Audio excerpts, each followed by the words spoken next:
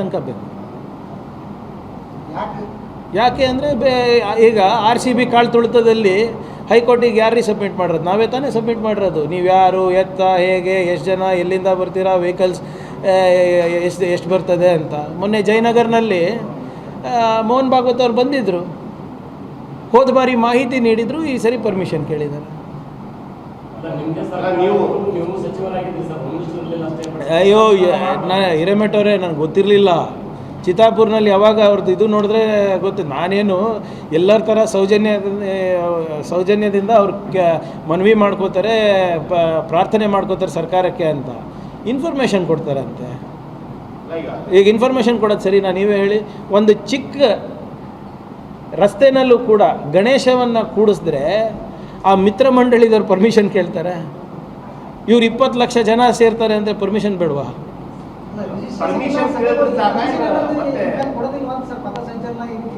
ನೋಡಿ ಇವರೇ, ಸಣ್ಣ ಪುಟ್ಟ ಫಂಕ್ಷನಿಗೆ ನಾವು ಹೆಂಗೆ ಅಡ್ಡಿಪಡಿಸೋಕ್ಕಾಗ್ತದೆ? ಯಾಕೆ ನೀವು ಈಗ ಬೇರೆ ಸಂದರ್ಭದಲ್ಲಿ ಎಲ್ಲಿ ಹಬ್ಬ ಹುಣ್ಣಿ ಇದ್ದಾಗ ನೀವು ಎಲ್ಲರೂ ಆಚರಣೆ ಮಾಡ್ಕೊಂಡಿರ್ತೀವೋ, ಅದಕ್ಕೆಲ್ಲ ಅವಶ್ಯಕತೆ ಇಲ್ಲ. ದೊಡ್ಡದು ಯಾವುದು, ನೀವು ವಿಶ್ವದ ಅತ್ಯಂತ ದೊಡ್ಡ NGO ಅಂತೀರಾ, ನೀವು ವಿದೇಶದಿಂದ ದೇಣಿಗೆ ತಗೊತಾ ಇದ್ದೀರಾ, ಹಿಂಗೆ ದೊಡ್ಡ ಟ್ರಸ್ಟಿಗೆ ಕೊಡ್ತಾ ಇದ್ದೀರಾ ಅಂತ, ಅದಕ್ಕೆ ಮಾಡಬೇಕಲ್ಲ.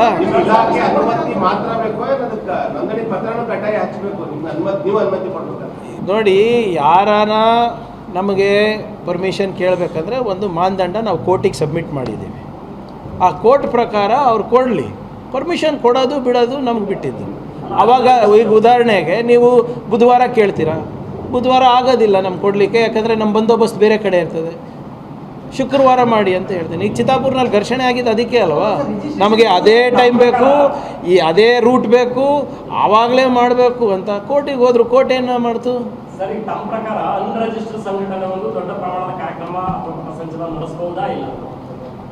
ಅದು ಇಟ್ ಡಿಪೆಂಡ್ಸ್ ಎಲ್ಲಿ, ಏನು ಉದ್ದೇಶ ಏನು ತಿಳಿಸಿ. ಅದೂ ಇದೆ. ನಾವು ಕೋರ್ಟಲ್ಲಿ ನಾವು ಏನು ಸಬ್ಮಿಟ್ ಮಾಡಿದ್ದೀವಿ, RCB ಕಾಲು ತುಳಿತ ಆದಮೇಲೆ ಅದನ್ನು ಸಬ್ಮಿಟ್ ಮಾಡಿದ್ದೀವಿ. ಉದ್ದೇಶ ಏನು, ಯಾಕೆ ಬರ್ತಾ ಇದ್ದೀರಾ, ಏನು ಮಾಡ್ತಿದ್ದೀರಾ, ಎಷ್ಟು ಜನ ಸೇರ್ತಾ ಇದ್ದೀರಾ, ಜನ ಎಲ್ಲೆಲ್ಲಿಂದ ಬರ್ಬೋದು, ನಿಮ್ಮ ಸಂಘಟನೆ ಎಲ್ಲಿದೆ, ಅದರ ಅಡ್ರೆಸ್ ಎಲ್ಲಿದೆ, ಎಷ್ಟು ವೆಹಿಕಲ್ ಬರುತ್ತೆ, ಎಲ್ಲಿಂದ ಬರುತ್ತೆ, ಮತ್ತು ಅಲ್ಲಿ ಏನಾದರೂ ಕ್ರೌಡ್ ಕಂಟ್ರೋಲ್ ಆಗಿಲ್ಲ ಅಂದರೆ ಯಾರು ಜವಾಬ್ದಾರಿ ಕೊಟ್ಟಿದ್ದಾರೆ. ಸ್ವಲ್ಪ 2 ವಾರದಲ್ಲಿ ಏನೇನು ಮಾಡ್ಬೋದು, ಸ್ವಲ್ಪ ಟೈಮ್ ಕೊಡಿ, ಮಾಡ್ಸೋಣಂತೆ.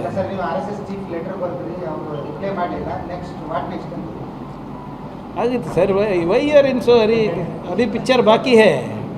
ಈಗ ನಾನಿರ್ಬೋದು, ಅವರಿರ್ಬೋದು, ಇವರೇ ಎಲ್ಲರೂ ಕೂಡ ಕಾನೂನಿಗೆ ತಲೆ ಬಾಗಲೇಬೇಕಾ? ನಾನು ಪತ್ರ ಬರೆದಿದ್ದೀನಿ. 100 ವರ್ಷದ ಎಲ್ಲೋ ಕಾಗದಲ್ಲಿ ಇಲ್ಲಿ ಇರ್ಬೋದು, ಹುಡುಕ್ತಾ ಇರ್ತಾರೆ. ಈಗ ಪಾಪ ಪಾಕಿಸ್ತಾನ ಬಗ್ಗೆ ಮಾತಾಡ್ತಾರೆ, ಆರ್ಥಿಕ ವ್ಯವಸ್ಥೆ ಬಗ್ಗೆ ಮಾತಾಡ್ತಾರೆ, ರಾಮ ಮಂದಿರ ಬಗ್ಗೆ ಮಾತಾಡೋದಿಲ್ಲ, ಅವ್ರ ಅಸ್ತಿತ್ವದ ಬಗ್ಗೆ ಮಾತಾಡೋದಿಲ್ಲ. ಸಿಂಪಲ್ ಕ್ವೆಶ್ಚನ್ ಕೇಳ್ತಾ ಇದ್ದೀನಿ ಸರ್. 52 ವರ್ಷ ಯಾಕ್ರಿ ನೀವು ಬಾವುಟ ಆರಿಸಿಲ್ಲ, ಸಂವಿಧಾನ ಯಾಕೆ ಬೇಡ ಅಂದಿಲ್ಲ, ಯಾಕೆ ಒಂದೇ ಸಮಾಜದವ್ರು ಮಾತ್ರ ನಿಮ್ಮ ಸರ್ಸಂಚಾಲಕ ಆಗ್ತಾರೆ, ಯಾಕೆ ನಿಮ್ಮ ಮಹಿಳೆಯರಂದರೆ ನಿಮಗೆ ಇಷ್ಟ, ಅವರ ಸಂಘಟನೆಯಲ್ಲಿ ಪಾಲ್ಗೊಳ್ಳೋಕ್ಕಾಗೋದಿಲ್ಲ, ನೋಂದಣಿಯಲ್ಲಿದೆ, ಅಷ್ಟೇ ಕೇಳ್ತಾ ಇದ್ದೀನಿ. ನೋಡೋಣ. ನೋಡಿ ಇವರೇ, ಈಗಾಗಲೇ ಲಾಜಿಕಲ್ ಎಂಡ್ ಅಂದರೆ ನನಗೆ ಫಸ್ಟು ಇವರು ನೋಟಿಸ್ ಕೊಡಿಸ್ತಾರೆ MHAಯಿಂದ. ನಮ್ಮದು ಈಗೆಲ್ಲ ನಿಮಗಾಗಲೇ ಸ್ಟಾರ್ಟ್ ಮಾಡಿದ್ರಲ್ಲ, 20-25 ವರ್ಷದಿಂದ ಸ್ಟಾರ್ಟ್ ಮಾಡಿರಲ್ಲ. ಇದು ನಿಮ್ಮ ಬುದ್ಧ ವಿಹಾರದು, ನಂದು, ಹೌದು, ಎಲ್ಲ ತೆಗಿತಾರೆ. ನಮ್ಮ ಅಣ್ಣನ ತೆಗಿತಾರೆ, ತೆಗಿತಾರೆ. ನಾನು ಯಾರಿಗೆ ಮದುವೆಯಾಗಿದ್ದೀನಿ, ಹೆಂಗಾಗಿದ್ದೀನಿ, ನನ್ನ ಮಕ್ಕಳು ಹೆಂಗಿದ್ದಾರೆ, ಪ್ರಿಯಾಂಕ್ ಬೆಳ್ಳಗನ ಕಪ್ಪಗನ, ಇವೆಲ್ಲ ಸ್ಟಾರ್ಟ್ ಆಗ್ತದೆ. ಇದು ಪ್ರಾಸಿಕ್ಯೂಷನಿಗೆ ನೋಟಿಸ್ ಕೊಡ್ತಾರೆ. Do I look scared? Sir, ಈಗ ಎಲ್ಲನೂ ನಾನು ಇಲ್ಲಿ ಚರ್ಚೆ ಮಾಡಿದ್ರೆ ಅವ್ರಿಗೇನು ಬಿಡ್ತೀರಿ ನೀವು ಕೊಡಲಿಕ್ಕೆ? Let them also answer. Why should I answer for them? ನಾನು ಅವ್ರಿಗೆ ಯಾಕೆ ಉತ್ತರ ಕೊಡಬೇಕು? ನಾನು ಕೇಳ್ತಾ, ನೀವು ಮಾಡಿ, ಅರೆ ಸರ್, ನೀವು ಮಾಡಿ, ನಂದು ಆಕ್ಷೇಪ ಇಲ್ಲ. ನಿಮ್ಮ ಸಾಂಸ್ಕೃತಿಕ ಸಂಘಕ್ಕೂ ಇಲ್ಲ, ನೀವು ಕ್ರೀಡಾ ಸಂಘನ ಮಾಡ್ಕೊಳ್ಳಿ, ನೀವು ಯಾವುದಾದ್ರೂ ಧಾರ್ಮಿಕ ಸಂಘನ ಮಾಡ್ಕೊಳ್ಳಿ, ನಂಗೆ ತಕರಾರೇ ಇಲ್ಲ. ಅವರು ಗುರು ದಕ್ಷಿಣೆ ತಗೋತಾರಂತಾರೆ, ಕರೆಕ್ಟಾ? ಗುರು ಯಾರು ರೀ? ಅವ್ರ ಗುರು ಯಾರು? ಧ್ವಜದ ಹೆಸರು ಮೇಲೆ ದೇಣಿಗೆ ತಗೋತಾರೆ, ಅದಕ್ಕೆ ಕಟ್ಟೋದಿಲ್ಲ. ನೀವು ಮಾಡಿ. ಅದೇ ಮಾನದಂಡ ಇಟ್ಕೊಂಡು ನೀವು ನಾಳೆ ಪ್ರಾರಂಭ ಮಾಡಿ ಸಂಘವನ್ನು. ಯಾರು ಬೇಡ ಅಂದಿದ್ದಾರೆ?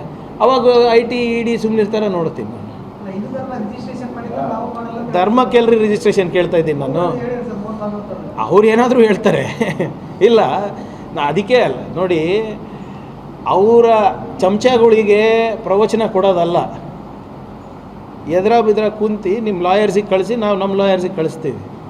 Legal status I am asking, constitutional status asking. ಇವ್ರು ಯಾರು ಧರ್ಮದ ರಕ್ಷಣೆ ಮಾಡೋಕ್ಕೆ? ಹಿಂದೂ ಧರ್ಮ 3000 ವರ್ಷದಿಂದ ಇದೆ, ಇವ್ರು ಹುಟ್ಟು 100 ವರ್ಷ ಆಗಿಲ್ಲ. ಅದು ರಿಜಿಸ್ಟ್ರೇಷನ್ ಆಗಿತ್ತಾ? 3,000 ವರ್ಷದಿಂದ ರಿಜಿಸ್ಟ್ರೇಷನ್ ಆಗಿತ್ತಾ? ಈಗ ಬ್ರಹ್ಮ ಸಮಾಜ ಎಲ್ಲನೂ ಇವೆಲ್ಲನೂ ಬ್ರಿಟಿಷ್ ಕಾಲದಿಂದ ನಡ್ಕೊಂಡು ಬಂದಿರೋ ಸಂಘಟನೆ. ಅವ್ರು ಹೆಂಗ್ರಿ ರಿಜಿಸ್ಟರ್ ಆದರು? ಯಾವುದು ಸರ್? ಆಯತುಲ್ಲಾ ಖಮೇನಿ ಹ್ಞೂ ಅವರು ಡೆತ್ ಆದಾಗ ಶ್ರದ್ಧಾಂಜಲಿ ಮಾಡಿದ್ರೆ ದೇಶದ್ರೋಹಿಗಳು ಅಂತ ಇದ್ರು. ಅವರ ಅಂತ್ಯ ಸಂಸ್ಕಾರದಲ್ಲಿ the government of India